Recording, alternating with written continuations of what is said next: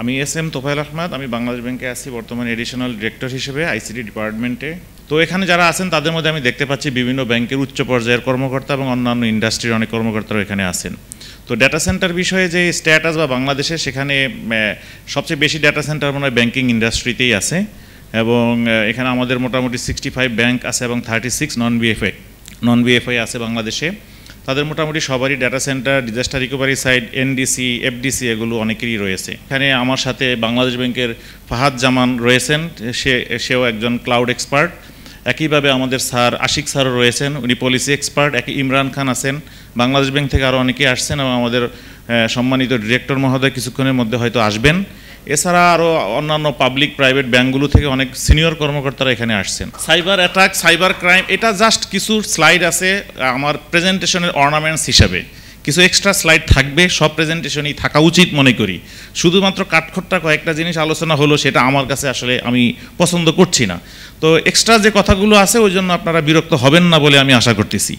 যেমন সাইবার সিকিউরিটির বা সাইবার ক্রাইমের ডেফিনেশন, এটা এক অলঙ্কারায়নের জন্য। আমরা নর্মালি জানি we have 3 elements: confidentiality, integrity, availability. এই তিনটাকে ব্রেকডাউন করাটাই আসলে মূলত সাইবার আমরা বলতে পারি, সাইবার ক্রাইম বলতে পারি। সো এখানে এর ফলে কি হয়, আমাদের ডাটা ফ্লোগুলো নষ্ট হয়, মেলিসাস কোডগুলো আমাদের লজিকগুলোকে অল্টার করে ফেলে এবং ডাটাগুলোর কন্ট্রোল নিয়ে যায় এবং আউটপুটে ভুল তথ্য প্রদর্শন করে। একইভাবে যদি আমরা সাইবার ক্রাইম সম্পর্কে বলি, সেখানেও কিন্তু কিছু আনলফুল অ্যাক্ট হয়। কোনো এক সময় এটা শুধু কম্পিউটারের মধ্যে সীমাবদ্ধ ছিল, নাও এ ডেজ কিন্তু এটা আপনার মোবাইলের মধ্যে চলে আসছে। আপনার sophisticated PDA, whatever any gadget, সেগুলোর মধ্যেও কিন্তু হচ্ছে। এবং কোনো এক সময় এটার মোটিভ ছিল শুধু মানি, বর্তমানে কিন্তু সেই শুধু টাকা বা অর্থের উপরে এটার মোটিভ না, এখানেই আরও প্রতিশোধ নেওয়া থেকে শুরু করে গভর্নমেন্ট সাইডেও অ্যাটাক হচ্ছে। একইভাবে এখানে পার্সনের উপরে হচ্ছে এবং প্রপার্টির উপরে হচ্ছে, গভর্নমেন্টের উপরেও কিন্তু আমার হচ্ছে। সাইবার রেজিলিয়েন্স, যেটা নতুন করে চিন্তা করার বিষয়। আজকে যে আমার টপিকটা ছিল, যদি আমি ব্যাক করি, rethinking resilience for the age of AI driven cyber attack, খুবই ইম্পর্টেন্ট ইস্যু আমাদের। তো সেই রিথিঙ্কিং করা আমাদের লাগবে রেজিলিয়েন্সের জন্য। আমরা অনেক কিছু করেছি, অনেক কিছু করছি, আমরা সক বানাচ্ছি, আবার এআই ড্রাইভেন সক করতেছি, AI driven EDR, XDR, AI driven ওয়াপ তৈরি করতেছি, ইমপ্লিমেন্ট করতেছি। এই সর্বক্ষেত্রেই কিন্তু আমাদের এই রেজিলিয়েন্সকে ফার্স্ট প্রায়োরিটি দেওয়ার উদ্দেশ্যেই আমরা এগুলো করছি। আমাদের ম্যালওয়্যারগুলো কিভাবে আসতেছে, আমরা সেগুলোকে কিভাবে প্রোটেক্ট করতেছি, এআই এর মাধ্যমে ম্যালওয়্যার ক্রিয়েট করতেছি এবং এআই দিয়ে সেটাকে আমরা আবার প্রোটেক্ট করতেছি। সুতরাং এটাকে ডাবল এজড সোর্ড বলা যেতে পারে। এআই এর মাধ্যমেই কিন্তু আমরা এই নতুন নতুন ম্যালওয়্যারগুলো তৈরি করতেছি এবং সেগুলোর মাধ্যমে আমাদের কম্পিউটারগুলো, আমাদের সিস্টেমগুলো, আমাদের ইনফ্রাস্ট্রাকচার আক্রমণ হচ্ছে। একইভাবে এআই দিয়েই সেগুলোকে আমরা প্রোটেক্ট করছি। তো এই বিষয়টা আমাদের যে সাইবার রেজিলিয়েন্স, এ নিয়ে আমাদেরকে নতুন করে এখন আসলে চিন্তা করতে হবে। এবার একটা আমি ম্যাপ যদি এখানে দেখাই, সেখানে আমরা দেখতে পাচ্ছি দুটো ইস্যু। আপনারা দেখুন, প্রথম হলো এই যে প্রি ইনসিডেন্ট, আরেকটা হলো পোস্ট ইনসিডেন্ট। প্রি ইনসিডেন্টের ক্ষেত্রে দেখা যাচ্ছে যে আইডেন্টিফাই, ডিটেক্ট, প্রোটেক্ট, এই তিনটা ইস্যু রয়েছে। আর পোস্ট ইনসিডেন্টের ক্ষেত্রে রিফাইন, একইভাবে আমার রেসপন্ড এবং রিকভার, এগুলো রয়েছে। নিচে দুটো বিষয় যদি আপনারা একটু লক্ষ্য করুন, one is precursor, another is indicator. এই দুটো হয়তো আপনাদের অনেকের কাছে পরিচিত, কারো কারো কাছে নতুন হতেও পারে। এই দুটোকে কি বলা হয় একটু আমরা যদি দেখি, এই স্লাইডটা, this is the extra slide, but very important slide. দেখুন, sign of incident fall into one of the two categories, precursor, another is indicators. Precursor হলো এমন একটা সাইন যে ইনসিডেন্টটা আপনার কাছে আসবে ইন ফিউচার, এটা দিয়ে সেটা আমরা বের করতে পারবো, মেজার করতে পারবো, but this is so tough. Another is indicator. Another ইন্ডিকেটরটা কি? Is a sign that an incident may have occurred or may be occurring right now, that is the indicator. এই দুটো প্যারামিটার নিয়ে আমাদেরকে চিন্তা করতে হবে। আমরা যে এআই ড্রাইভেন সক নিয়ে কথা বলছি, বা এআই ড্রাইভেন ম্যালওয়্যার অ্যানালাইসিস বা অ্যাসেসমেন্ট, এগুলোর ক্ষেত্রে প্রিকারসার এবং ইন্ডিকেটর দুটোই কিন্তু খুব important. Precursor is more important, but this is very tough. Another extra slide pass, another extra slide pass, this is very important slide. এখানে যদি আমরা দেখি, normal flow of data information source থেকে ডেস্টিনেশনে যাবে, এটাই নর্মাল ফ্লো অফ ডেটা। বিতে আমি যদি দেখি যে that attack on availability, interruption অ্যাটাকও বলতে পারি। সোর্স থেকে আমি ডেটা পাঠালাম, ডেস্টিনেশনে কোনোভাবেই ডেটা পৌঁছালো না, এটা এক ধরনের অ্যাটাক। আমি যদি সিতে যাই, interception attack, attack on confidentiality, আমি যে প্রথমেই বললাম কনফিডেন্সিয়ালিটি, ইন্টিগ্রিটি, অ্যাভেলেবিলিটি, এই তিনটা প্যারামিটারের উপরে এখানে এই ফিগারটা বা ডায়াগ্রামটা ডিজাইন করা হয়েছে। আমার কিছু ডেটা এই ধরনের কনফিডেন্সিয়ালিটি ব্রেক হবে, that is the attack on confidentiality. Third one হলো মডিফিকেশন, আমি জাস্ট ডাটাকে যে সোর্স থেকে যে ডাটাটা আমার পাঠানো হলো ওটা মডিফাই হয়ে ডেস্টিনেশনে গেল। আর লাস্ট ওয়ান ইজ ফেব্রিকেশন, চিত্র থেকেই আপনারা দেখতে পাচ্ছেন। সো এখন এই যে double edged sword of artificial intelligence in cyber security, এখানে role of AI in cyber attack, এখানে কিন্তু দেখেন ইমপ্রুভ দ্য সোশ্যাল ইঞ্জিনিয়ারিং, এটা কিন্তু অ্যাটাকাররা খুব ভালোভাবে এখন করছে। আপনার আচরণ, বিহেভিয়ার, আপনি সোশ্যাল মিডিয়াতে কীভাবে উপস্থাপন করছেন, আপনার এনআইডি দিচ্ছেন, ডেট অফ বার্থ দিচ্ছেন, এগুলো কিন্তু সে খুব ভালোভাবে রপ্ত করতেছে। কারণ এই চ্যাট জিপিটির যুগে অথবা আপনি ডিপসিক বলেন, what ever the Gemini, generative AI বা হোয়াট এভার, এগুলোর মধ্যে কিন্তু সে ভালোভাবে আপনার বিহেভিয়ার সে অ্যানালাইসিস করতেছে, অ্যাসেস করতেছে, কিভাবে আপনাকে অ্যাটাক করবে সেগুলো কিন্তু সে খুব ভালোভাবে জানতেছে। Automated recognition and the exploitation, increase sophistication in data manipulation. আর role of AI in cyber defence, আমার তো দুটোই ইস্যু নিয়ে চিন্তা করতে হবে, কিভাবে অ্যাটাক করব, কিভাবে আমি প্রোটেক্ট করব, দুটো ইস্যুই কিন্তু এখানে আছে। Second part enhance network analysis, এটা আমরা করব যারা আমরা ডিফেন্স করতেছি, প্রোটেক্ট করতেছি আমাদের ব্যাংক থেকে, আমাদের আদার্স অর্গানাইজেশন থেকে। Automated threat detection, predictive analysis, cyber trials and early warning, মানে প্রিকারসার, এগুলো নিয়ে আমাদের কিন্তু কাজ করা লাগবে। আমরা একইভাবে যে অ্যাটাক করবে অ্যাটাকাররা, আমরা আবার প্রোটেক্ট করব। সো এখানে এই যে মিডল প্যারাগ্রাফটা যদি একটু দেখুন, while AI presents the formidable challenges in the form of more sophisticated and targeted cyber attack, it also offers powerful tools for cyber security professional to protect digital asset, network and systems. So এটাই আমি বলছিলাম double edged sword. এখন আমাকে যে বিষয়টা করতে হবে, যে আমি যদি চিন্তা করি যে নর্মালি যে আমার অ্যাটাকগুলো আগে যে আসতো যেগুলো, সেগুলোকে আমরা শুধু প্রিভেন্ট করার চেষ্টা, প্রিভেন্ট নয়, আমরা সেগুলোকে যখন আমার কোনো ধরনের অ্যাটাক কেউ করবে, সে ব্যাড গাইস, আমি একটা এক্সাম্পল এখানে প্রেজেন্ট করার চেষ্টা করেছি, তারা নর্মালি কিছু ডাটা স্টিল করার বা চুরি করার চেষ্টা করে অনলাইনে, তারা এখন চাচ্ছে যে সুপার স্মার্ট একটা টুল ব্যবহার করবে, that tool is AI. AI use করে আমরা সেই কাজগুলো বা আমরা অ্যাটাকগুলো করব বা করতে পারছি। তো এখানে এআই ড্রাইভেন সাইবার অ্যাটাকগুলো কি হতে পারে, বিভিন্ন ধরনের হতে পারে, যেমন স্মার্টার অ্যান্ড সিনিকিয়ার স্ক্যাম হতে পারে, এটা হলো অত্যন্ত শক্তিশালী এবং ধূর্ত বুদ্ধিমান অ্যাটাকগুলো, এটার মাধ্যমে কিন্তু হতে পারে এবং সেটা কিন্তু হচ্ছে। তারপরে আমরা যদি দেখি creating realistic fake, deep fake, কিছু আমরা ইমেল তৈরি করতে পারি যেটা আপনাকে মনে হবে যে একেবারে আসল ইমেলের মতো, বাস্তবে কিন্তু সেটা আসল না, সেটাই হলো ফেক। ফর এক্সাম্পল দেখেন, খুবই নাইস একটা এক্সাম্পল এখানে দেওয়া হয়েছে, they could make a fake video of your boss telling you to transfer money to your new account. এই ধরনের কিন্তু অ্যাকাউন্ট, আপনি সে ধরেন এই যে জেমিনিকে যদি বলেন, জেমিনি আমি এরকম একটা জাস্ট আমি তোমাকে কিছু সাউন্ড দিলাম বা এরকম কিছু স্যাম্পল দিলাম, তুমি একটা আমাকে ভিডিও বানিয়ে দাও, একটা কণ্ঠস্বরও দিয়ে দিলাম, সে কিন্তু মুহূর্তের মধ্যে আপনাকে কিন্তু তৈরি করে দিবে। একইভাবে আপনি ডিপসিক বা হোয়াট এভার আদার্স যে টুলসগুলো, সেগুলোর মাধ্যমে অডিও, ভিডিও, টেক্সট, ফটো সবই আপনি তৈরি করতে পারবেন।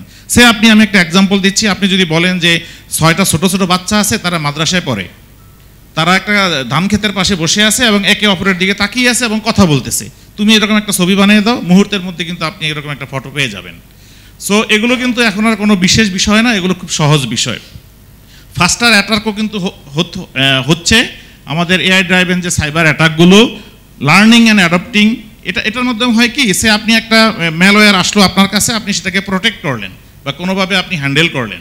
ওই যে ম্যালওয়্যারটা যেটা এআই ড্রাইভেন, সেটা করে কি, ওই যে যেভাবে আপনি হ্যান্ডেল করলেন, এই বিষয়টা সে ভালোভাবে রপ্ত করলো, পরবর্তীতে সে নিজেই এর চেয়ে অধিকতর শক্তিশালী ম্যালওয়্যার আপনাকে পাঠালো, আপনার কম্পিউটারে কোনো ধরনের অ্যাটাক করার চেষ্টা করলো। Easier for more bad guys, এখন এমন কিছু টুলস আছে, সে ম্যালওয়্যার এজ এ সার্ভিস, আপনারা হয়তো অনেকেই জানেন ম্যালওয়্যার এজ এ সার্ভিস। সেটার মাধ্যমে কি হয়, আপনি ওই যে আমি যদি চাই আমি কিছু জানি না, আমি ওই সার্ভিসটা নেব এবং অন্য কারো কম্পিউটার, এবিসি ব্যাংকে আমি হ্যাক করব বা কোনো ইউনিভার্সিটির ডেটা আমি স্টিল করব, চুরি করব, এগুলো কিন্তু সম্ভব এই ম্যালওয়্যার এজ এ সার্ভিস যদি আপনি ইমপ্লিমেন্ট করেন। আপনারা এখানে অনেক সিকিউরিটি এক্সপার্ট আছেন, আমি দেখতে পাচ্ছি সুমন ভাই আমার সামনে বসা আছে। সো যাই হোক, আমার সতর্কতার সাথে কথা বলা উচিত বলে মনে হচ্ছে। আচ্ছা, সিম্পল কিছু এক্সাম্পল রয়েছে এআই ড্রাইভেন সাইবার অ্যাটাকের। এআই ড্রাইভেন ফিশিং অ্যাটাক হতে পারে, যে হাইপার রিয়েলিস্টিক বা সুপার পার্সোনালাইজড ফিশিং ইমেলগুলো হতে পারে। পলিমরফিক এবং মেটাফর্মিক ম্যালওয়্যার হতে পারে, এটা আপনারা অনেকেই জানেন তাই না, পলিমরফিক এবং মেটাফর্মিক এই বিষয়টা, এটা খুবই গুরুত্বপূর্ণ একটা বিষয়। আমি একটু যদি সংক্ষেপে বলি, পলিমরফিকটা কি? পলিমরফিকটা হলো এক ধরনের ম্যালওয়্যার, সে নিজেকে বারবার চেঞ্জ করতে পারে, কিন্তু তার যে মূল কার্যকলাপ সেটা কিন্তু চেঞ্জ হয় না। That is example of polymorphic. আর মেটাফর্মিক যেটা, সেটা হলো সে নিজেকে চেঞ্জ করে নতুনভাবে কোড চেঞ্জ করে, সাথে সাথে তার সব ক্রিয়াকলাপও চেঞ্জ করে ফেলে। তো এই ধরনের ম্যালওয়্যার কিন্তু আসতেছে। অটোমেটিক রিকগনিশন আছে, ডিপ ফেক এবং সিনথেটিক মিডিয়া, এটা তো এখন অ্যাভেলেবেল। কিছুদিন আগে একটা ইউনিভার্সিটি, পাবলিক ইউনিভার্সিটির এক টিচার করেছে কি, তার ভাইস চ্যান্সেলরের কণ্ঠ নকল করে ছেড়ে দিয়েছে। এ বাংলাদেশেই ঘটেছে। তো এরকম তো হচ্ছে, এই যে সিনথেটিক মিডিয়া, ডিপ ফেক এবং সিনথেটিক মিডিয়া।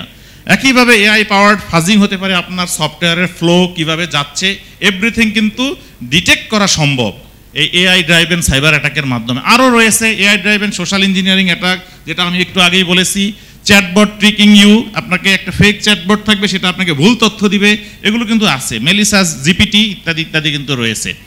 এবার আমরা আরও কিছু এক্সাম্পল, এআই ক্রিয়েটিং ম্যালওয়্যার, নতুন ক্রিয়েট করার কাজে সে এআই ব্যবহার করা যায়। পাসওয়ার্ড সে নিয়ে নেয়, বুঝতে পারে। এভাশন অফ এআই ডিফেন্সেস এবং র্যানজমওয়্যার অ্যাটাক, এগুলো কিন্তু এআই ড্রাইভেন অ্যাটাকের মধ্যে পড়ছে। সো আমরা কি করব, আমাদের অনেকগুলো করণীয় বিষয় আছে, সেটা নিয়ে আমরা ডিসকাস করব। This slide is very identical and important. যারা এখানে সিকিউরিটি এক্সপার্ট আছেন তারাও হয়তো অনেকে এই ধরনের কম্প্রিহেন্সিভ একটা ডেটা পাননি। তো আমি আপনাদেরকে দিচ্ছি, whatever you can collect slide from me. So এখানে দেখেন যে লাস্ট 3-4 ইয়ার্স বাংলাদেশের ব্যাংকিং ইন্ডাস্ট্রি এবং ইন্স্যুরেন্স ইন্ডাস্ট্রিতে এই ধরনের ম্যালওয়্যারগুলো বারবার আসছে, রিপিটেডলি আসছে। এটা খুবই ইম্পর্টেন্ট একটা স্লাইড।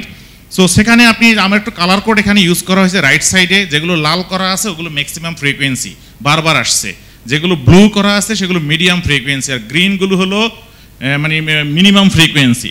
সো আপনারা দেখতে পাচ্ছেন এখানে কেন আমি তাহলে এরকম মিক্স করে দিলাম, জাস্ট ডেকোরেশনের জন্য, অন্য কোনো উদ্দেশ্য নেই, এই বড় ছোট লাইন অ্যাডজাস্ট করার জন্য, অন্য কিছু না। সো এই যে reddish unauthorised access vulnerability malware, এটা ফ্রিকোয়েন্সি লো। আপনি দেখতে 16 নম্বর SSL V3 প্রুডুল ভালনারেবিলিটি, এটা একই সাথে 15টা ব্যাংকে অ্যাটাক করেছে এই গত বছর। 16 নম্বর ওপেন ডিএনএস রিজলভার ভালনারেবিলিটি, অনেক ব্যাংকে সেটা আক্রমণ করেছে। মাইক্রোসফট ক্রিটিক্যাল ভালনারেবিলিটি MS15034, যারা এই আক্রমণের সম্মুখীন হয়েছেন আমার সামনে অনেকেই আছেন, আপনাদের সাথে আমার রেগুলারই কাজ হয় এগুলো নিয়ে। এখন আমি রেজিলিয়েন্সের কথা একটু ফিরে আসি। এই যে 20টা ম্যালওয়্যার আপনাদের সামনে লিস্ট করে দিয়েছি, এগুলো যদি কোনটার রেসপন্স কিভাবে করবেন সেটাও যদি আপনি প্রপারলি জানতে পারেন এবং সেই অনুসারে কাজ করেন, আপনি অবশ্যই ভালো থাকবেন আমি মনে করি। বাকিটা আপনারা চিন্তা করে দেখতে পারেন। সো এইগুলোর ম্যালওয়্যারগুলোর রেসপন্স বুঝতে হবে, সে কিভাবে আক্রমণ করে, কিভাবে আপনি প্রোটেক্ট করবেন, আপনার সিস্টেমকে কিভাবে ভালো রাখবেন। সো এই লিস্ট যদি চান আমি আপনাদেরকে দিয়ে দেবো, সমস্যা নাই। আর এখন লিমিটেশন, কনভেনশনাল সিস্টেমে অনেক লিমিটেশন আছে। আপনি এআই দিয়ে অ্যাটাক করছি আর আমি কনভেনশনাল যদি প্রোটেক্ট করি অথবা যদি রিকভার করি, কাজ হবে না। আমাকে এআই দিয়েই সেগুলোকে প্রোটেক্ট করা লাগবে, ম্যানেজ করা লাগবে, হ্যান্ডেল করা লাগবে। This is also important. Speed and scale, adaptability, sophistication, data overload, reactive poster, এগুলো ছিল কনভেনশনাল মডেলের limitation. So now the new paradigm, আমাদের ওল্ড ফোকাস ছিল প্রিলিমিনারি ব্রেস প্রিভেনশন, আর নাও আমরা যেটা নিয়ে করছি যে মুভিং বিয়ন্ড প্রিভেনশন। প্রিভেনশনের উপরে আমাদের কিছু কাজ করা লাগবে। With stand is one of them, respond, recover, adapt এবং গোল, এটা হলো আমাদের নিউ অ্যাপ্রোচ বা নিউ ফোকাস। এটা দিয়ে আমরা কিন্তু কাজ করলে আমাদের অনেক সুবিধা হবে। সো এআই থ্রেড অ্যাক্টরগুলো এখানে আছে, আমি একটু কিছু 2-1টা পাস করার চেষ্টা করতেছি। ইম্প্যাক্ট অফ এআই ড্রাইভেন অ্যাটাকের ইম্প্যাক্ট তো হিউজ হতে পারে, যেমন increase breach frequency and severity, reputational damage, operational disruption, data exfiltration and destruction, আরও ইত্যাদি ইত্যাদি ঘটনাগুলো ঘটতে পারে। এখানে আরও অনেক increased frequency and volume of attack, greater financial and data loss, এগুলো আছে। এখানে একটা স্ট্যাটিস্টিক্সও এখানে দেয়া আছে, বিশেষ করে তারা এই যে ডেলয়েটের একটা স্ট্যাটিস্টিক্স এখানে আমি অ্যাড করার চেষ্টা করেছি। এখানে আরও আছে challenge for defender, widening cyber security, skill gap রয়েছে, আমাদের অনেক স্কিল গ্যাপ রয়েছে। আমরা এই বিষয়গুলো অনেকে জানিও না। আমরা এই যে বিশেষ করে সক ইউজ করি, সকের টুলসের কীভাবে আমরা কী করবো সেটাও জানি না। সেখানে দেখা যাচ্ছে যে আমরা R&D করি না, রিসার্চ অ্যান্ড ডেভেলপমেন্ট করি না, বা ট্রেন্ড অ্যানালাইসিস করছি না। সে একটা পার্টিকুলার ম্যালওয়্যার, সে ধরেন রেডিস ম্যালওয়্যার, যেটা একটু আগে বললাম, কোনো একটা পার্টিকুলার আইপি থেকে গত 6 মাসে কয়বার আসলো, গত 1 বছরে কয়বার আসলো, এগুলো অ্যানালাইসিস করি না। বিশেষ করে ব্যাংকিং ইন্ডাস্ট্রি ডাটাগুলো আই ডু মেনটেইন। সেখানে আমরা দেখতে পাচ্ছি কোনো একটা ম্যালওয়্যার আসলো, আপনার ম্যানেজমেন্টকে জানালেন, ম্যানেজমেন্ট বললো ঠিক করো, বা শেষ, এন্ড অফ হিস্ট্রি। বাট আমরা যেটা রিকমেন্ড করি ফ্রম বাংলাদেশ ব্যাংক, আমরা বলি যে এই ম্যালওয়্যার গত 1 সপ্তাহে কয়বার আসলো, গত 1 মাসে কয়বার আসলো, 1 বছরে কয়বার আসলো, অ্যানালাইসিস করার কথা বলি। কিন্তু নোবডি ইজ হিয়ারিং, 2-1 জন শুনতেছে, নোবডি বলা ঠিক হয়নি, সরি। সো আমাদের সবাইকেই প্রোটেক্টিভ মেজার নিতে হবে, ডিফেন্সিভ মেজার নিতে হবে এবং সবাইকে সবার স্থান থেকে কাজ করতে হবে। যদি বলি সিসো, এখানে অনেক সিসো মহোদয়দেরকে দেখতে পাচ্ছি। সিসোর কাজ এটা শুধু না, রেজিলিয়েন্স সবার কাজ, এটা শুধু সিসোর কাজ নয়, এটা বোর্ডেরও কাজ, প্রত্যেকটা এমপ্লয়ির কাজ, আপনার স্টেক হোল্ডারদের সবার কাজ হলো এই সাইবার রেজিলিয়েন্সের জন্য কাজ করতে হবে। এই যে শুধু রাফেল ভাই যদি এটা করে তাহলে তো হবে না, নাকি হবে? বা এখানে কবির ভাইকে দেখতে পাচ্ছি ডাচ বাংলার সিসো মহোদয়, উনি করলো, আবার এই যে ফারুক ভাইও আছে রূপালী ব্যাংকের সিসো, তো ওনারা করলে হবে, সবাইকেই করা লাগবে। এবার আমাদের যে ফাহাদ আছে, আমাদের যে ওয়ান অফ দ্য কি পার্সন বাংলাদেশ ব্যাংক, বিশেষ করে সিকিউরিটির জন্য, তারও একার কাজ না, এটা সবার কাজ, এটা সবার কাজ, প্রত্যেককে এই বিষয়ে ভূমিকা নিতে হবে এই সাইবার রেজিলিয়েন্সের জন্য। সো আমি মনে হয় অনেক কথা বলে ফেলতেছি, তাই না? ইম্প্যাক্ট, এখানে আরও অনেক ইম্প্যাক্ট আছে। এই যে lower barrier two entry for the attacker, যেটা বলছিলাম, ম্যালওয়্যার অ্যাজ এ সার্ভিস, যারা একটু দুর্বল আছে, সে আমি দুর্বল, আমি এগুলো সিকিউরিটি এগুলো বুঝি না, তো I can get service malware as a service. So আমাদেরকে সাবধান হওয়া লাগবে। আমরা যে যতই বলি আমি সিকিউরিটি এক্সপার্ট, আমার প্রোটেকশন আছে, আমার ফায়ারওয়াল আছে, আমার ইডিআর আছে, আমার এক্সডিআর আছে, এসআইএম আছে, প্যাম আছে, ফিম আছে, কাজ হবে না। আপনাকে এগুলোকে প্রপারলি ইউজ করা লাগবে, এআই ড্রাইভেন হওয়া লাগবে, আদারওয়াইজ এআই ড্রাইভেন অ্যাটাককে আপনি মোকাবেলা করতে পারবেন না।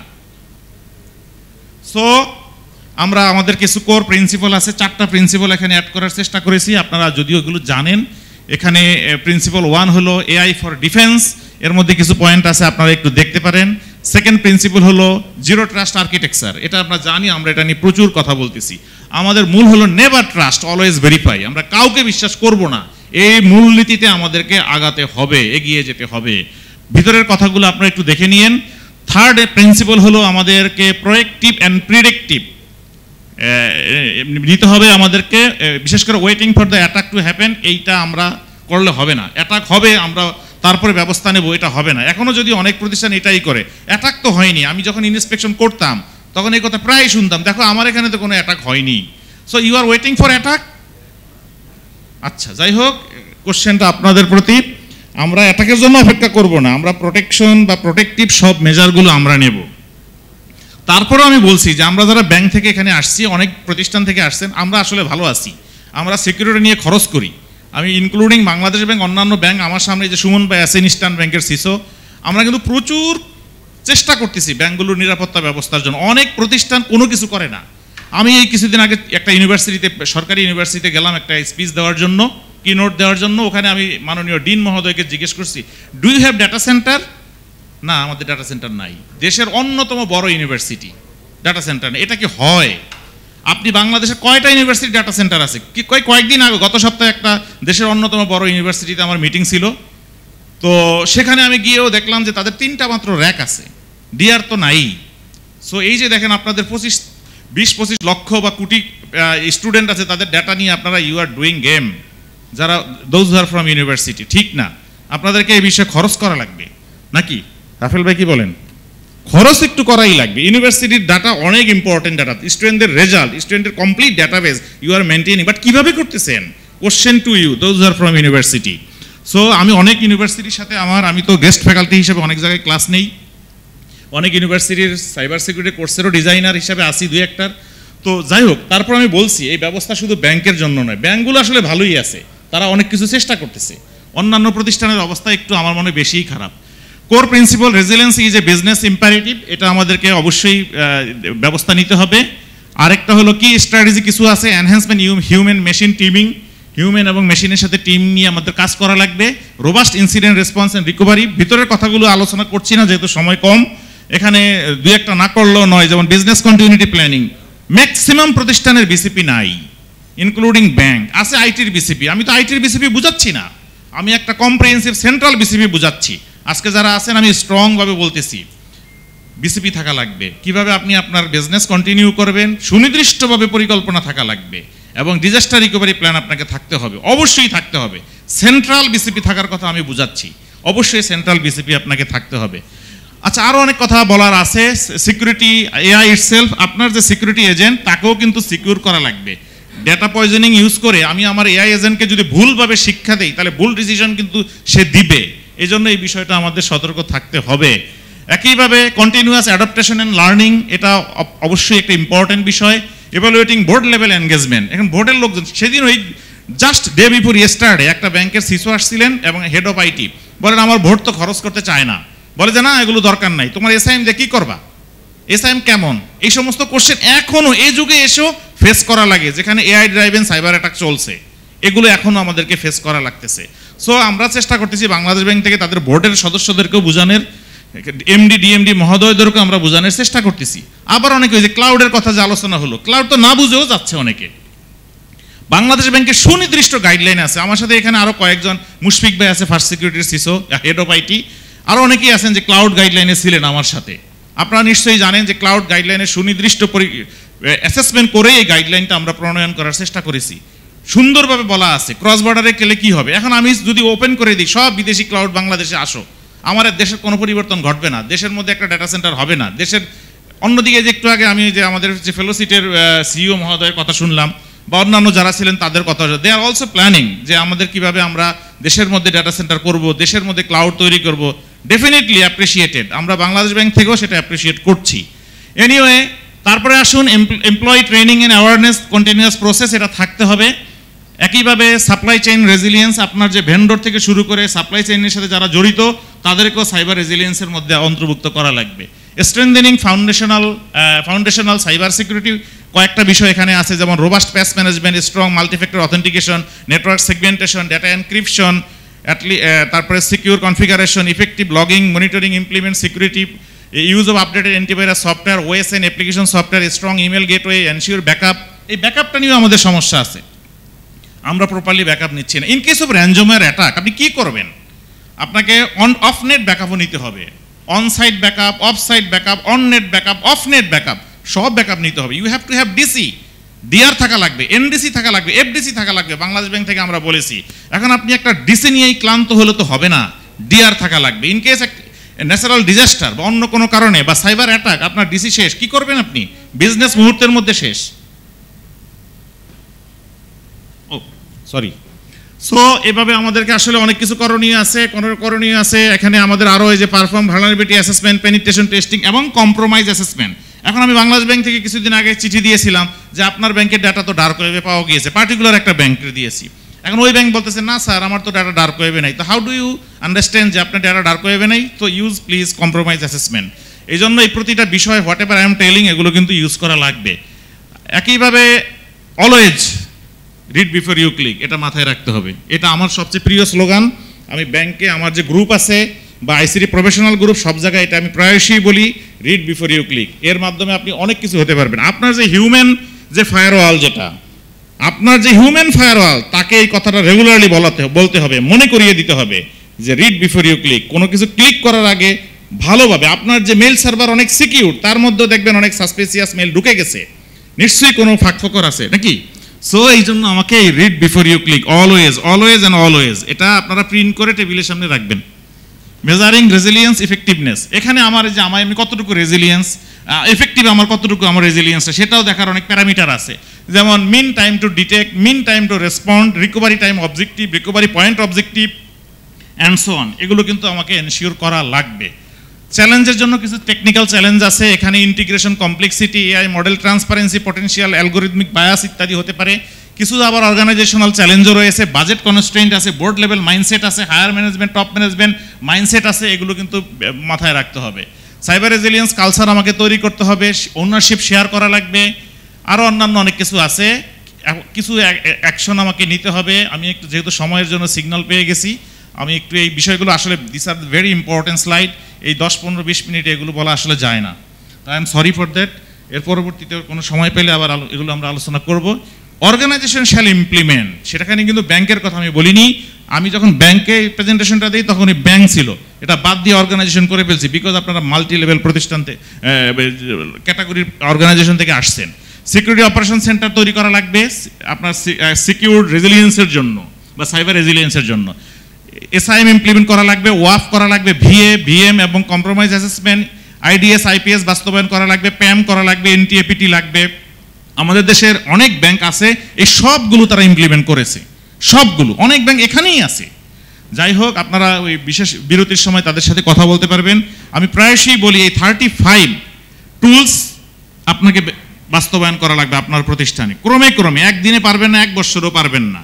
Very comprehensive list. এই লিস্ট অনুসারে যারা অ্যাডভান্স ব্যাংক আছেন সব করে ফেলতে হবে, যারা ভালো ডাটা সেন্টার তৈরি করেছেন বাংলাদেশে তারাও করতে হবে, যারা ক্লাউড নিয়ে আসতেছেন তাদেরও করা লাগবে, যারা ইউনিভার্সিটিতে আছেন ভালো ইউনিভার্সিটিতে আছেন তাদেরও করা লাগবে, সবার করা লাগবে এই 34 টুলস, যেটা আমি সবসময় বলে থাকি। আর একটা হলো এই যে ট্রেন্ড অ্যানালাইসিসের কথা যেটা বললাম, রেগুলারলি করা লাগবে। আপনার ATM down time, branch down time, business down time, nobody is performing.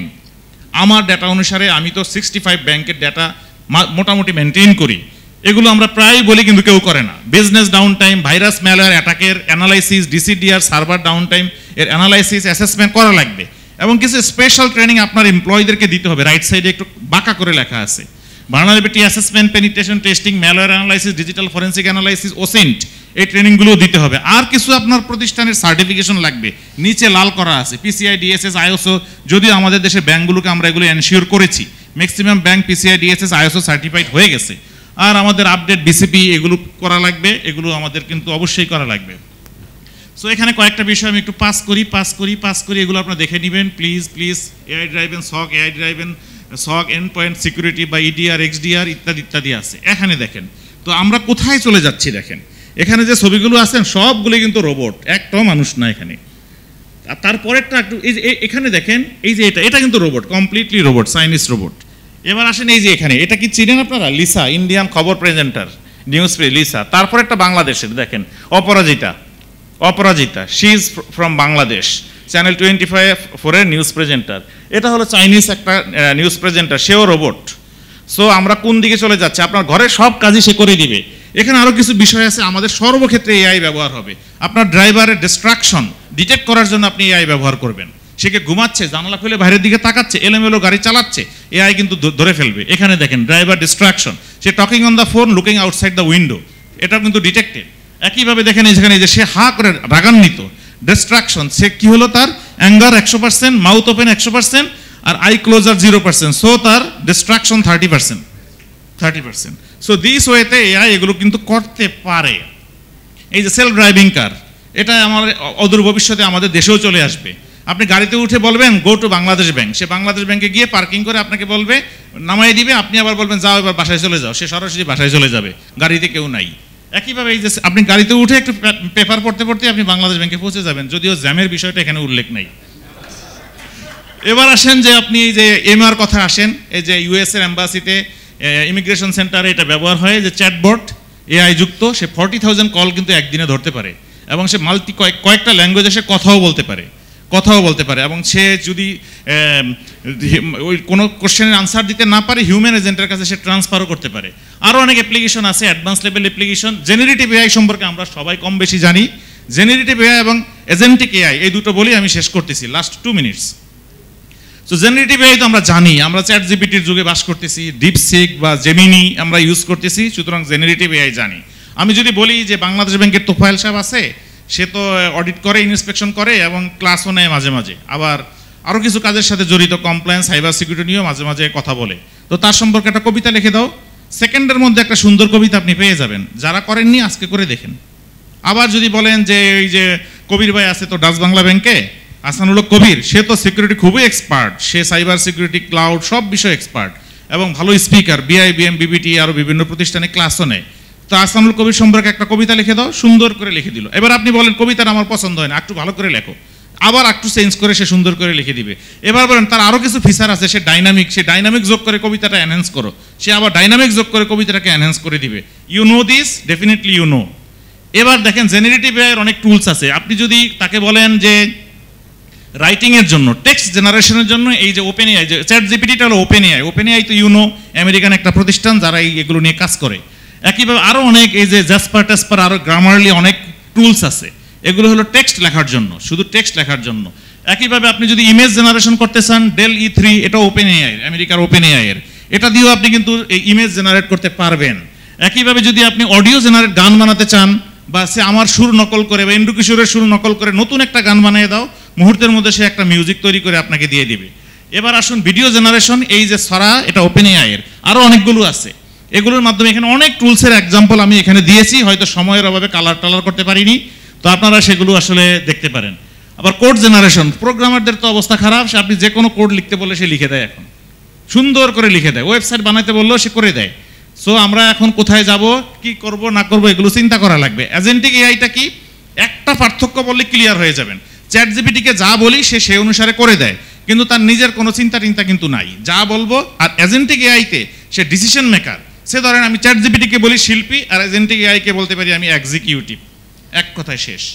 একইভাবে কোনো এক সময় রিপোর্ট তৈরি করবে, আপনার এজেন্টিক এআই চ্যাট জিপিটিকে দিয়ে রিপোর্ট তৈরি করে নিবে। সে বলে যে আমি তো রূপালী ব্যাংকে ইন্সপেকশন করতে গিয়েছি, সেখানে এই ফাইন্ডিংস পেয়েছি, এই জিনিসটা তো আছে তার মধ্যে। তো এখন এজেন্টিক এআই চ্যাট জিপিটিকে দিয়ে একটা সুন্দর করে জেনারেটিভ এআইকে দিয়ে সুন্দর করে একটা রিপোর্ট তৈরি করে নিবে, নিজে নিজে করিয়ে নিবে। So you understand the difference between agentic AI and generative AI. আমি শেষ করে দিচ্ছি। সরি শুভ ভাই, ফাইনাল থট তো আমাদের আছেই, আমাদের এই যে রিথিঙ্কিং সাইবার রেজিলিয়েন্স, এটা নিয়ে আমাদেরকে চিন্তা করা লাগবে। অ্যাজ ওয়েল এজ শুধু প্রোটেকশন মোডে থাকলে চলবে না, আরও অন্যান্য বিষয়গুলো আমাদের আলোচনা রয়েছে। ভবিষ্যতে কি হবে, this battle between attacker using AI and the defenders using AI will keep going. উভয়ে কিন্তু সামনের দিকে এগিয়ে যাচ্ছে, যে অ্যাটাকার সেও যাচ্ছে, যে ডিফেন্ডার সেও যাচ্ছে। Bad guys will keep trying new things and will have to keep getting better at stopping them. Being ready for anything and making security a top priority for everyone is the best way to stay safe in the new age of the AI-driven attack. Thank you so much.